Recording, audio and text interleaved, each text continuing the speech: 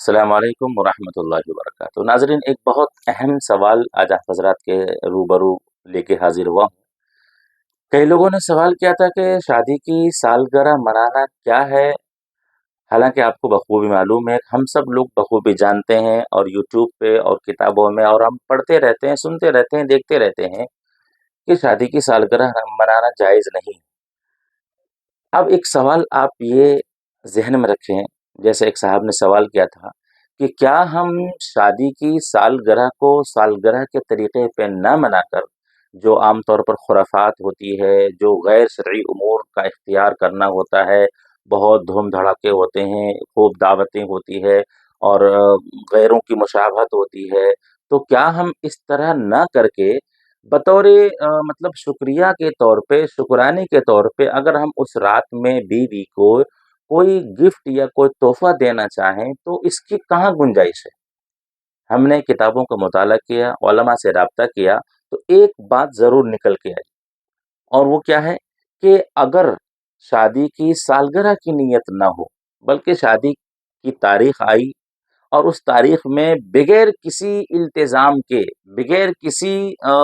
غیر شرعی امور کے اختیار کیے ہوئے، بغیر کسی التزام کے، اگر آپ نے اپنی بیوی کو اس رات میں بطور تحفہ کے، شکرانے کے طور پہ کوئی چیز گفٹ دیا ہے، تو وہ کہیں نہ کہیں گنجائش ہے اور جائز ہے۔ وہ اس لیے کہ شادی ایک نعمت ہے، اور اس نعمت کی شکل میں اللہ نے آپ کو بیوی عنایت کی، اور شکرانے کے طور پہ اگر کوئی شخص شریعت کے خلاف نہ جا کر اور ان چیزوں کو اختیار نہ کر کے، جن چیزوں کی وجہ سے شادی کی سالگرہ کو ناجائز قرار دیا ہے، کہ جو التزامات کیے جاتے ہیں، دعوتیں ہوتی ہے، اور بہت سارے خرافات ہوتے ہیں، کیک کاٹا جاتا ہے اور ایک دوسرے کے کھلایا جاتا ہے، اگر اس طرح کے التزام نہ ہو، اور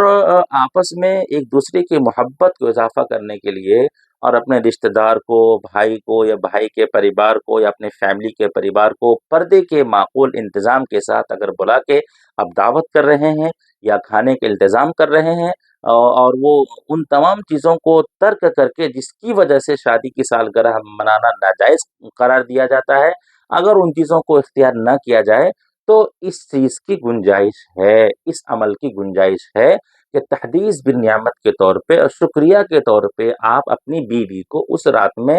سالگرہ کے موقع پہ، اس رات میں، شادی کی خوشی والے دن آپ بیوی کو ہدیہ اور تحفہ دے سکتے ہیں، اس کی گنجائش ہے۔